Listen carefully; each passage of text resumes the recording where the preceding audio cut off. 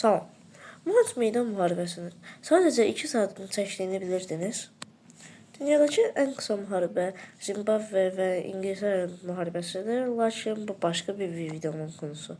İndi isə Muharrət müharibəsinə keçir. Muharrət müharibəsinin başlanğıcı belə olur. Şarkən Fransa üzərində yürüş qərarı alır.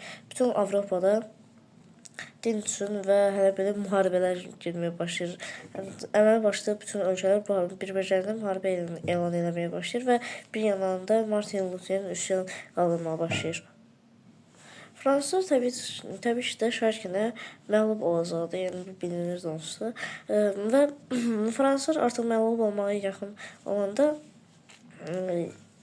Osmanlıdan kömək istəyir və Kanuni Sultan Süleymana deyirlər ki, sən get Almanlara hücum elə. Almanlar da belə qalsın ki, Fransaya getsin səfərə, yoxsa Osmanlıya. Onun üçün də ki, müharibəni qazansınlar. Kanuni Sultan Süleyman isə bu təklifi qəbul edir və Macaristan üzərinə bir səfər elan edir. Bunu öyrənən Macar kralı 2. Lajos Almaniyadan kömək istəyir, amma Almaniya bunu edə bilmir.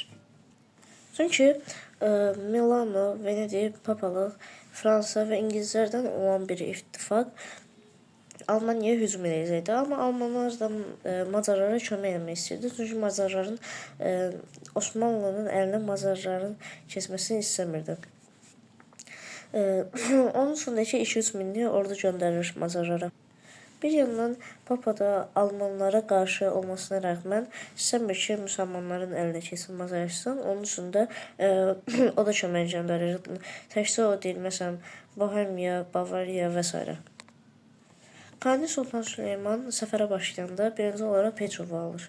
Petrov isə 12 gün dayana bilir. Parqalı İbrahim Paşa mühasirə edir və sadəcə 12 gün dayana bilir. Sonra isə Oylaq və Osijeki alır. Osijekdən sonra isə Kanuni Sultan Süleymanla Macaristanlılar arasında bir meydan müharibəsi olur və bu da danışdığım Muharrət meydan müharibəsi idi. Muharrət meydan müharibəsində Osmanlıların ən ön yerdə dayanan ordusunu Parqalı İbrahim Paşa komuta edirdi. Oranın komandiri Parqalı İbrahim Paşa idi. Arkadaşı ordunun isə komandiri Bəhram Paşa idi. Ondan lap arxadakı isə Kanuni Sultan Süleyman oranı idarə edirdi. Yanlarda isə Qarasu batallığı var idi, sağ tərəfində Osmanlı ordusunun. Lakin sol tərəfində isə pusuda dayanmışdı Bali bəy ilə Hüseyn bəy. Macarlar hücuma keçirlər. Bir anda belə açılırlar Osmanlı süvariləri və toplarla qarşılaşırlar. Toplarla qarşılaşında bilmirlər nə qarşısındalar və hücum edirlər. Lakin Osmanlılar onları çəmbərə alır, belə desək. Sonra isə Bali bəylə də Hüseyn bəy hücum edir. Onlar qaçış yolu tapmırlar və Qarasu batallığına gedirlər. Lakin Qarasu batallığının adı üstündə batırlar orada və beləliklə də müharibə qazanılmış olur. Sağ olun.